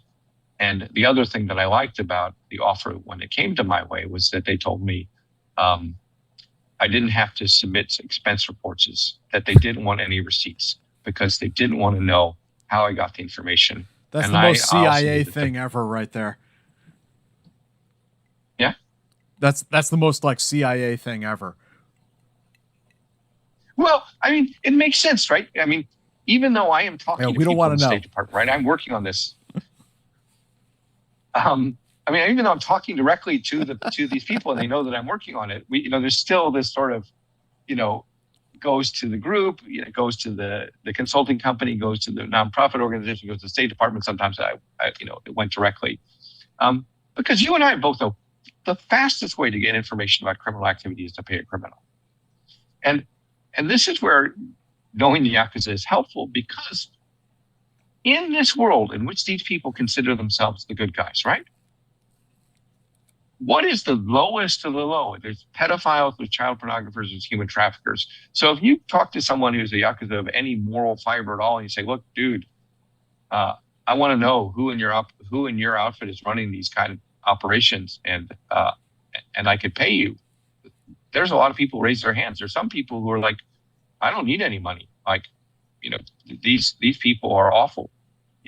Like, prostitution is one thing, but enslaving someone, not paying them for their sex work, that's just awful. That's slavery. So that was, an interesting job to have. And it turns out that one of the people who was receiving money and political favors from basically a lobby of human traffickers was. So one of the ways that women were being trafficked into Japan at the time was the use of an entertainment visa, right? So they would come in as allegedly as entertainers, and they get there, their passports would be taken away. And they would, be threatened, like, we know where your family is, you work and you do this job, and it wasn't the job that they signed up for. And then at some point they would be sent back. So there was this group called the Zen Buddhist, which was an association of entertainment groups. And basically they were a human trafficking lobby. And this group was having their annual meeting at the headquarters of the Liberal Democratic Party, which is the ruling party. So it would be like the Republican Party or the Democrat Party having a convention of human traffickers at their headquarters. And one of the politicians they were particularly friendly with and giving donations to was Shinzo Abe, who later became the Prime Minister of Japan twice. And these were the kind of things that I was giving the State Department in my reports to them, after I left the newspaper while working for them on this project. And so, there were a couple other politicians who were definitely receiving money to turn the other way and block legislation that would stop, which was a profitable industry.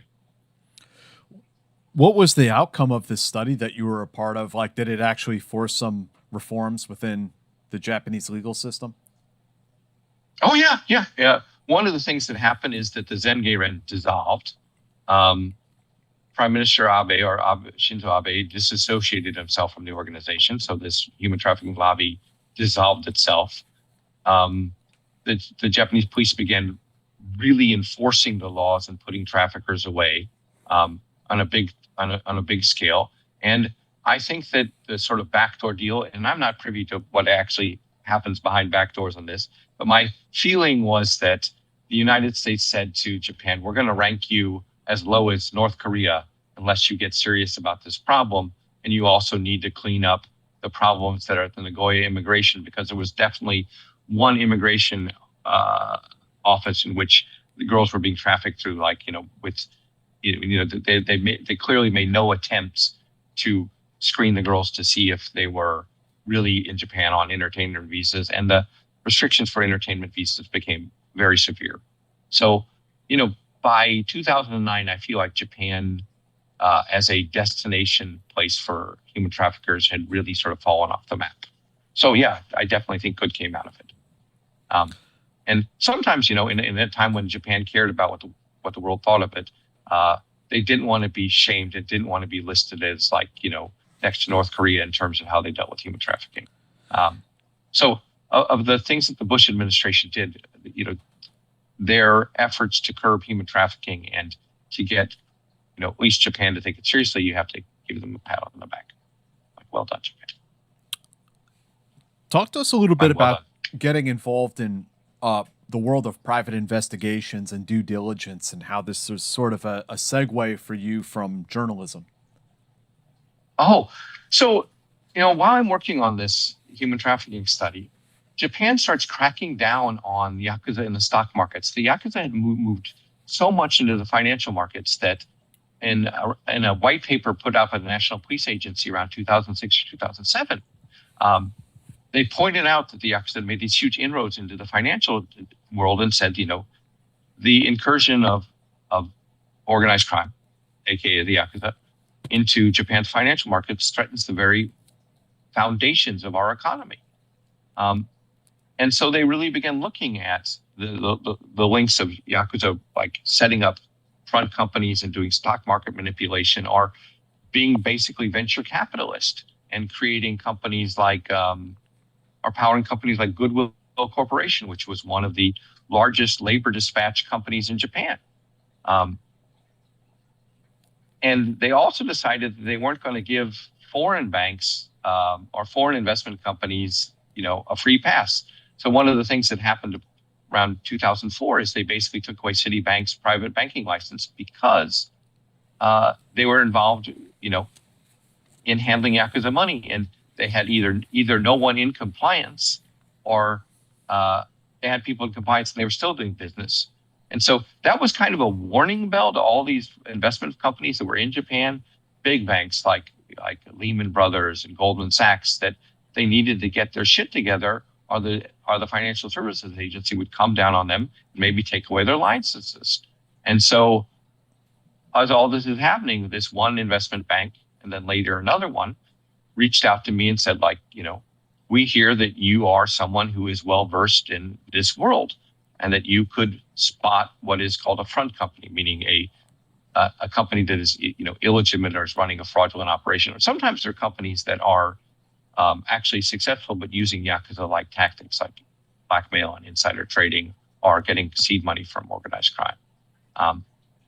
And so I was like, sure, it sounds interesting to me. It sounds like what I've been doing as a reporter for many years.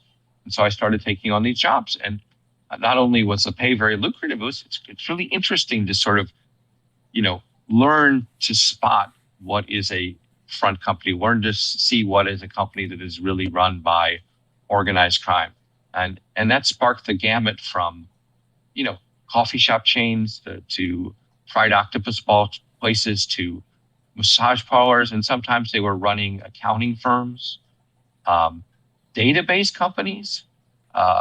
There was even this firm called Yubitoma, which was kind of Japan's classmates.com. And a Yakuza boss from the Kodo guy took it over. So why do you think a Yakuza boss would want to take over the Japanese equivalent of classmates.com? Extortion, blackmail. Yes, exactly. Right. I mean, you've got, the site had 3 million users. 3 million users. It's like they're mostly Facebook. Used for people.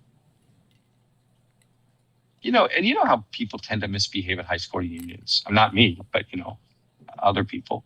It's such a fertile. There's probably communications going on between people on these websites that they should definitely not have, and that was very attractive to the Yakuza. But you did dip your hands into journalism a few more times during this time period. There's a very interesting chapter in Tokyo Noir about the earthquake in Fukushima, the nuclear power, meltdown that took place, and the Yakuza involvement, both in the nuclear power industry, but also in responding to the earthquake and the resulting tsunami. If you can tell us about that a bit. Sure. So, this was actually the very first article I ever wrote for the Daily Beast. The Yakuza claim to be humanitarian organizations.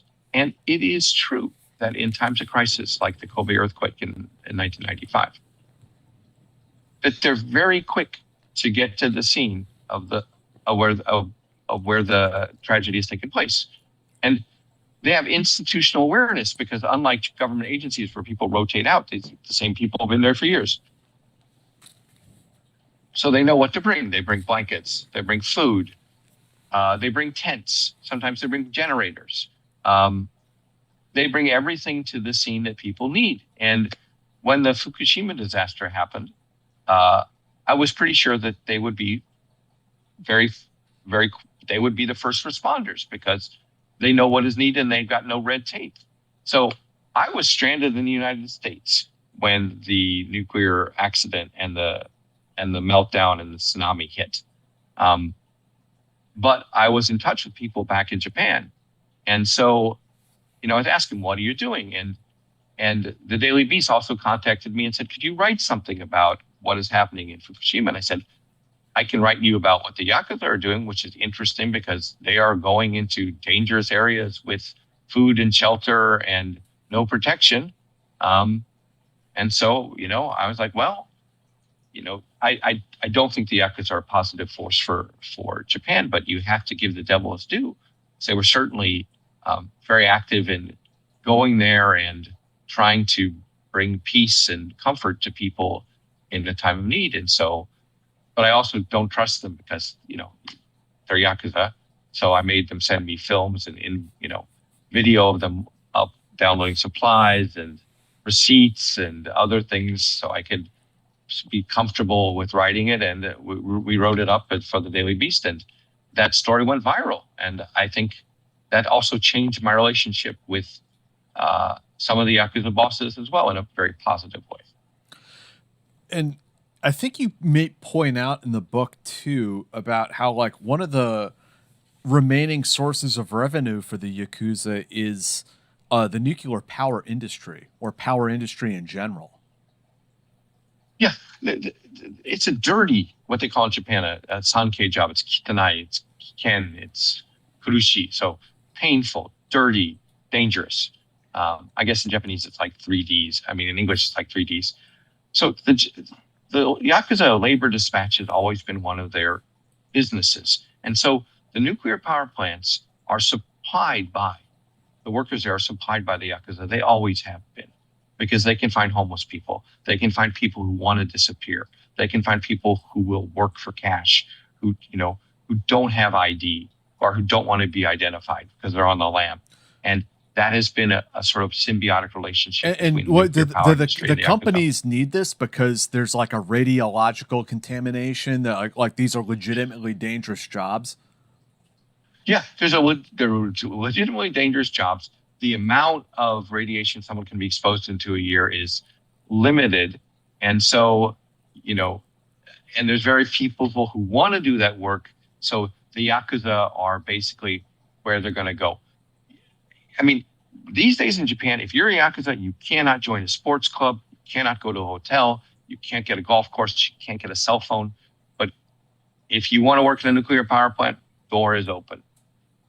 And I've spoken to people at the National Police Agency, like basically Japan's equivalent of the FBI, and asked them, like, why don't you do background checks? And very honestly, these guys have told me, of course we should do background checks because these guys are criminals and it's not a good idea to have them next to materials that could be used to build a dirty bomb or do something nefarious.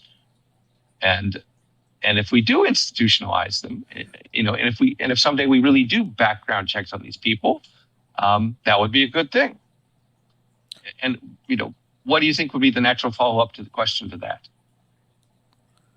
I mean, so why aren't you doing it? Well, so, the answer to that is we're not doing it because if we do it, we won't have anyone to run the nuclear power plants. Right. So are these plants are not up to code to begin with? I mean, like you can't get normal union guys to come work this job because it's not safe. Yeah, I mean, a lot of the plants are closed down, right? And closed down after that nuclear disaster, but you have to maintain them, right?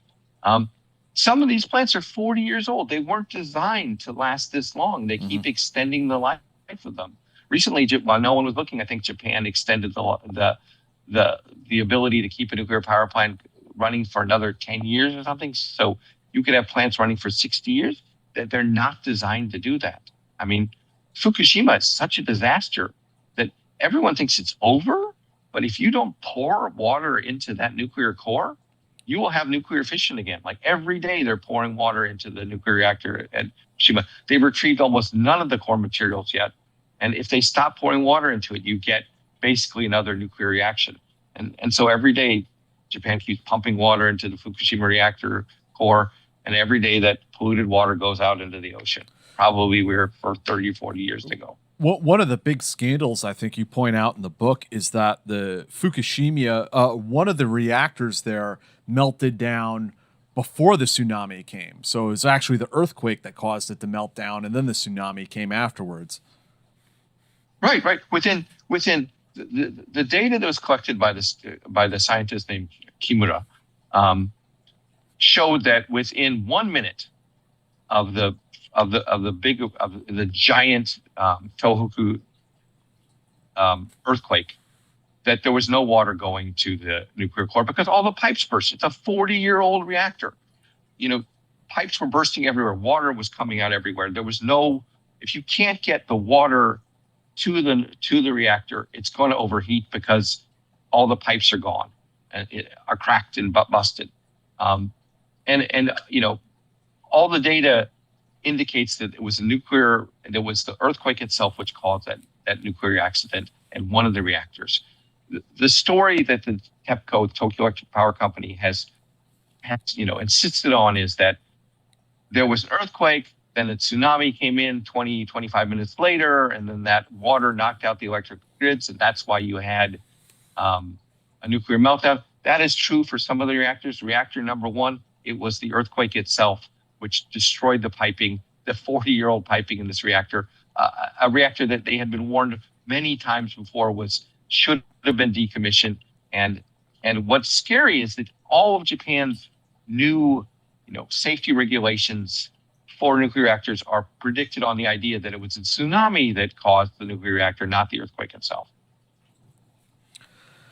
So before moving on to some other things, I'd like to ask you to kind of close the loop on Goto and Saigo and tell us ultimately, where did both of these guys end up as far as we know? Well, Saigo passed away during the pandemic of COVID, which was sad. And I think, I think he had a heart attack. After he got back into another Yakuza group, didn't he? Yeah. They offered him. They basically came to him and said, like, look, your organization, which once was a huge organization, but gradually reduced. Like, we need someone who has institutional memory, and we need you to come back, and we'll give you promotion, and put you in a position where you're insulated from going to jail. And he took the offer, and as someone who had left, but then faced, the usual discrimination that all Yakuza face even after they leave, I can't blame him. Honestly, if I was him and I had a choice of being, the driver and bodyguard for me versus being a Yakuza boss and having someone open the door for me and drive me around, being treated like a big shot, ethical considerations aside, I'd probably say yes. I was disappointed, and we sort of had a falling out about it, but we mended, so we stayed in touch. I try and stay in touch with his son, who's like all kids, he's really hard to get a hold of, but at least his son is doing well. Good. And as for Goto, the last I heard was that he is still alive, getting a little senile. The United States listed him as a crime lord as late as 2015, even after he supposedly left the Yakuza and become a Buddhist priest. But we don't interact, and I can't say I wish him well, but at least he's not in my life anymore. And you've kind of mentioned a couple times through this interview about like where the Yakuza is today, what has been going on, that all this legislation came in, and now if you're a member of the organization, you can't get an apartment, you can't get a cell phone, you can't buy a car. People don't want to be, you're treated like a leper. What has the Yakuza become today, and where do you see it going in the future? It has become a traditional crime group that now will do anything it can to make money. The members still have to pay the association dues, and they're increasingly turning to crime like fraud, robbery, theft, whatever it takes to make the money. Some of the groups still survive because they have a well-disguised racketeering going on. They're still getting payments under the table and providing the services that, Yakuza have always provided, protection and other things. I see them never completely fading out, because if you completely get rid of the Yakuza, there's so many cops who don't have a job, right? So they want to kind of keep them at this level of, of being powerless, but not completely fading away. The cops found a way to get paid. Yeah. You always you need some kind of menace, right, to justify your existence. And so for you personally, the sort of conclusion of Tokyo Noir, you become a Buddhist priest. Tell us how that came about. How did you become a holy man? Wow, I'm such a bad Buddhist priest, but I am keeping most of the precepts. Basically, my landlord in college let me live in this Zen Buddhist temple for, um, 4 or 5 years, and he has always been a supporter of what I've done and a good voice and good advice. He himself is in really bad health since last year. I mean, which is really sad. He got diagnosed with Parkinson's and um, very late stage Parkinson's, so it's pretty severe. Um, anyway, to a more cheerful story. Around 2017, I was working on a story about um, uh, a young baker who had basically worked himself to death, and he was working for a very famous bakery. And I went to the funeral of the baker because his colleagues at work asked me to go. I was trying to write a story, and it was a Soto Zen Buddhist funeral. And I figured it would be really, to talk to the family so I could complete the story, it would be great to have an introduction via the priest that officiated the funeral. So I went to see Jogen-san, who is my Zen master, and I explained the situation to him. I said, I'm working on this article about death by overwork. That's something that happens in Japan actually far too often. And I asked for an introduction to the priest who had officiated the funeral. And as we were talking and catching up, he said to me in his gravelly voice, maybe it's time you stopped being a daredevil man whore and put your life in order and followed the noble path that you once were on when you were a student. And I was like, maybe that's not a bad idea. And so we had this very long conversation, and he basically said, I don't have a disciple because I'm so cranky that no one can deal with me. And I don't have a son either. And you are the closest thing that I have. And it would be wonderful if you followed in my footsteps. And I said, after much discussion, I will think about it. And I said, if I were to do this, when would we do it? And he said, you should pick a date that's significant to you. I said, well, we could do it on my birthday, which is March 28th. And he was like, that's amazing that, your birthday is March 28th. And I said, why? And he said, because that's when I took my Buddhist priest vows. And I kind of gave him that look like, yeah, you're full of shit. But, in a sort of friendly way. And so he went up to his room and he pulled down this photo album of him when he was 15. And I looked at the year, it was the year Showa 44. Which in Western year is 1969. And I said, wow, you became a Zen Buddhist priest on the day I was born. And he said, no.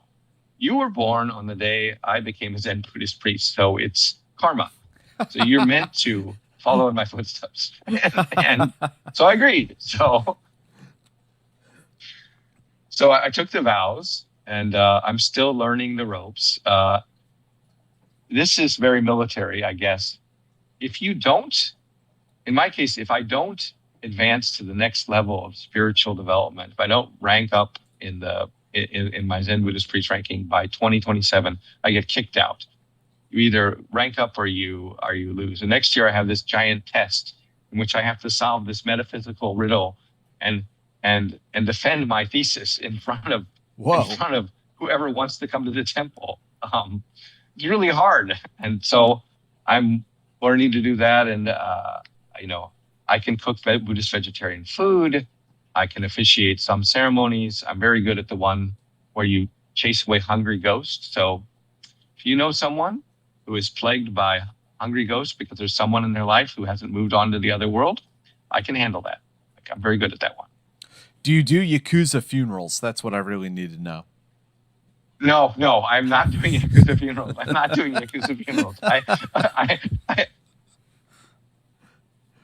Oh, yeah. Whoever sees this interview, I'm not qualified to do a funeral yet. Because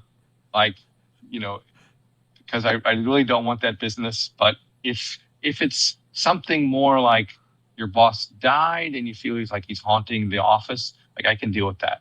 But the actual funeral service, no, can't get them to the next life. That's not there yet. All right. So tell us about where you are now in this new book that you have coming out.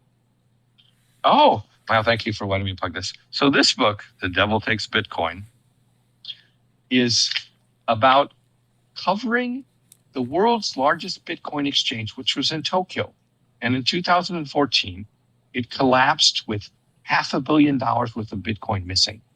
And the CEO of this company was a French guy named Marc Karpelès.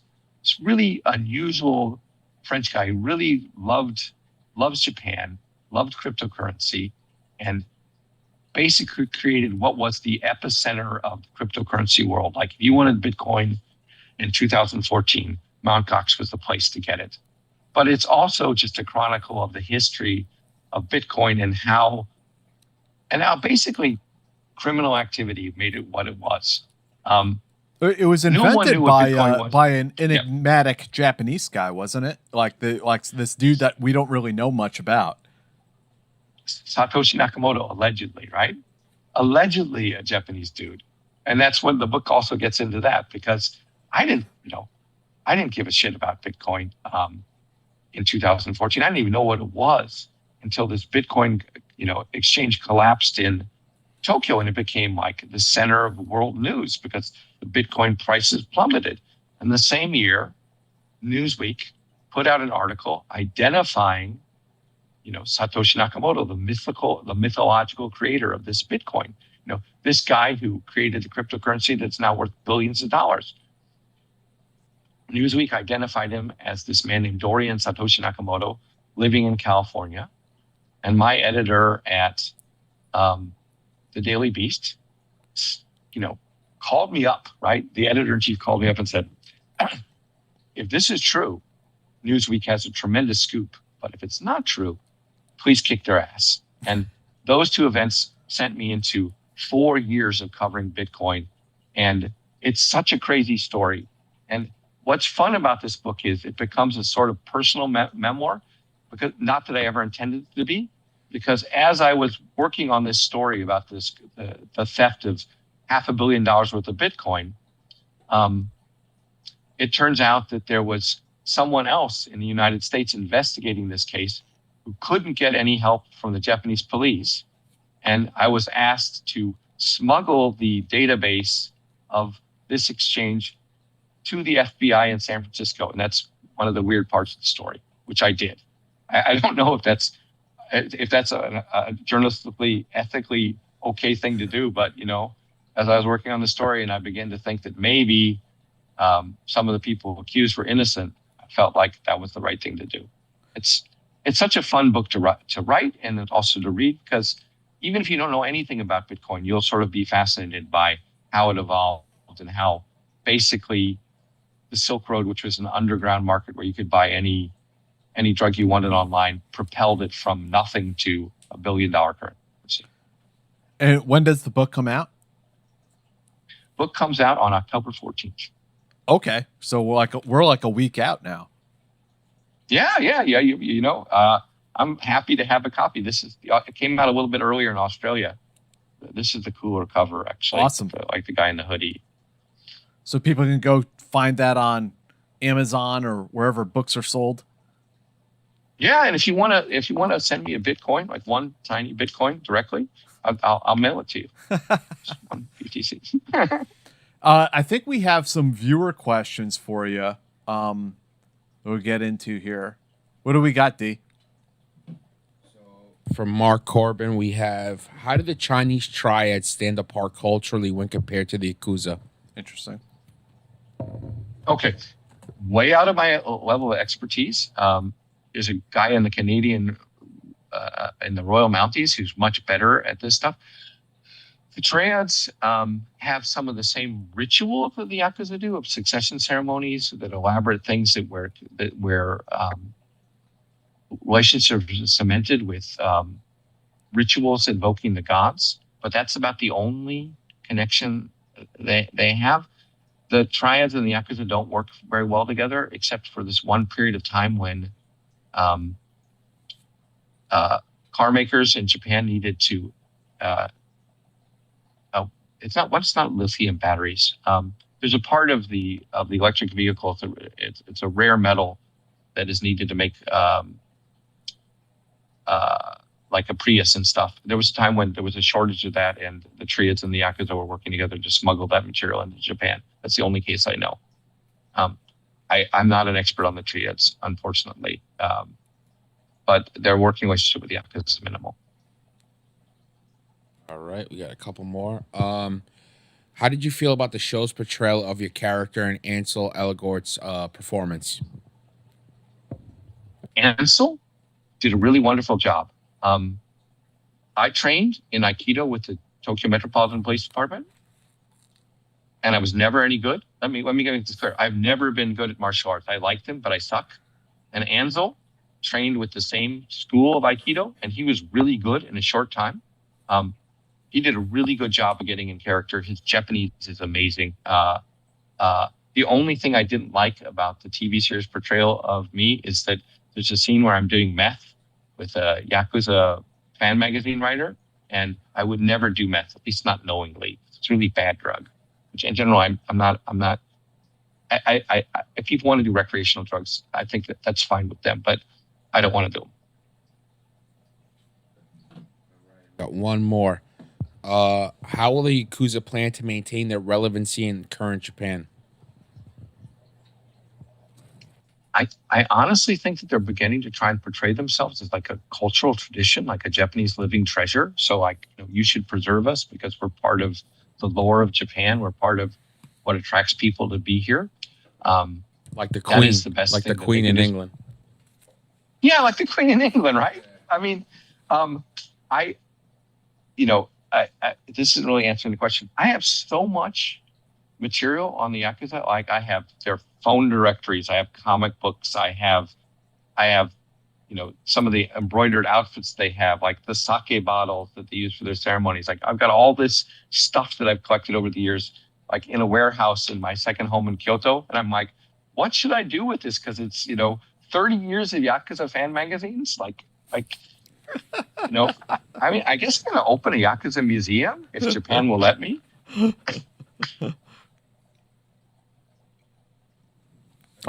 Jake, is there anything else that I haven't brought up that you'd like to talk about before we get going tonight? I was going to ask you, what is your tattoo? I mean, I have a bunch of weeb tattoos. This is Ghost in the Shell from Masamune Shiro, and so is this one and this one also. They're all Ghost in the Shell.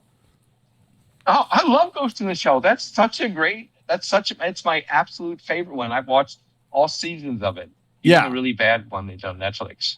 Oh, yes, that was terrible. It was terrible. We're going to pretend that it didn't happen.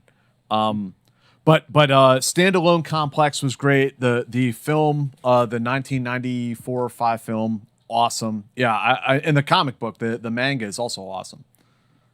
Yeah, Innocence, like the second one. I think Innocence is the film title in English, is a little bit about human trafficking as well. I mean, yeah, that series has done some really interesting topics and things. I guess the last thing that we didn't talk about is that,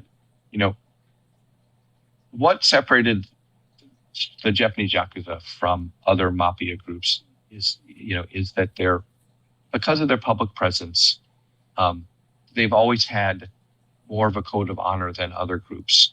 And mostly they're sociopaths, but some of them I at least respect to living up to the ideals that they profess. It's like, a tiny fraction of them. But, that is something that I think is unique about the Japanese mafia. And also some of them write really great poetry. I like the poetry in the Yakuza fan magazine sections is really funny and sometimes quite poignant. Who would have guessed? So there's some redeemable values there. Some redeemable values. So, guys, I hope you'll go and check out the books, Tokyo Noir, The Last Yakuza, and Tokyo Vice. And the new book coming out, Jake, is The Devil Takes Bitcoin. Awesome. I'm looking forward to reading it. It sounds awesome. Yeah, I will make sure we get you a copy. Free of charge. It's the very least I can do. Thank you. So Jake, thanks for doing this interview and sharing your experiences with us. This has been awesome. having read your work, back 15 years or whatever it was, I mean, it's awesome for this to all come together. And for everyone else out there, thanks for joining us tonight, and we'll see you next time. Yeah, thank you very much. Hey guys, I want to tell all of you today about a new newsletter that we're launching that encompasses both the Team House podcast, the Eyes On podcast, and the High Side news outlet, which I run with Sean Naylor. The newsletter is going to be once a week. It's going to come into your inbox, and you're going to get the most current podcasts on Eyes On and the Team House and whatever's topical or current on the High Side. So it's another way for us to get the information out to you, as social media algorithms are pretty iffy and you never really know what you're going to get. So this is a once a week email. It'll slide into your inbox and it will have, the greatest hits of that week. It's really good, man. I'm checking it out. The website for it is teamhousepodcast.kit.com/join. teamhousepodcast.kit.com/join. You go there and you enter into your email list, or you enter your email into the little thing on the website, and you're good to go. And that'll be it. So we really appreciate your support and hope you'll consider signing up. Where's the link? The link will also be down in the description if you're looking for it there. And that's teamhousepodcast.kit, KIT, Kilo India Tango.com /join.